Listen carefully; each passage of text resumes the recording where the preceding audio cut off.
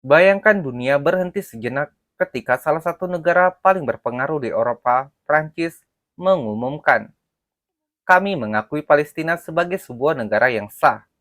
Kalimat itu bukan sekedar simbol, bukan pula sekedar gestur politik, tapi itu seperti denting lonceng dari barat yang menggema hingga ke tanah Gaza yang porak-poranda. Dan dunia pun terbelah dua, antara harapan dan ketegangan. Apa yang sesungguhnya terjadi di balik langkah mengejutkan ini, dan kemana arah dunia setelahnya. Pada 25 Juli 2025, Presiden Prancis Emmanuel Macron mengguncang geopolitik internasional. Dalam sebuah pidato di Paris, ia menyatakan bahwa Prancis akan secara resmi mengakui negara Palestina di sidang umum PBB September mendatang.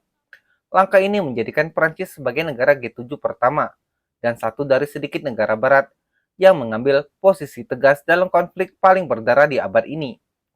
Macron berbicara tidak hanya sebagai kepala negara, tapi sebagai seorang manusia yang menyaksikan tragedi kemanusiaan di Gaza, ketika anak-anak meninggal karena kelaparan, ketika rumah-rumah hancur dan dunia terlalu banyak diam.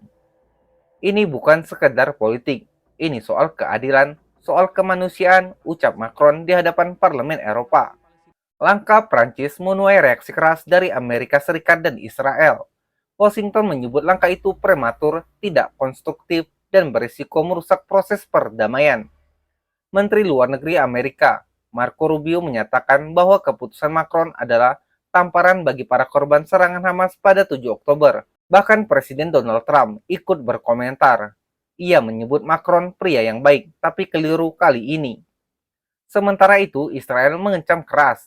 Perdana Menteri Benjamin Netanyahu menyebut tindakan Prancis sebagai pengkhianatan terhadap logika. Tapi suara lain mulai terdengar, dari Madrid hingga Oslo, dari Dublin ke Jakarta.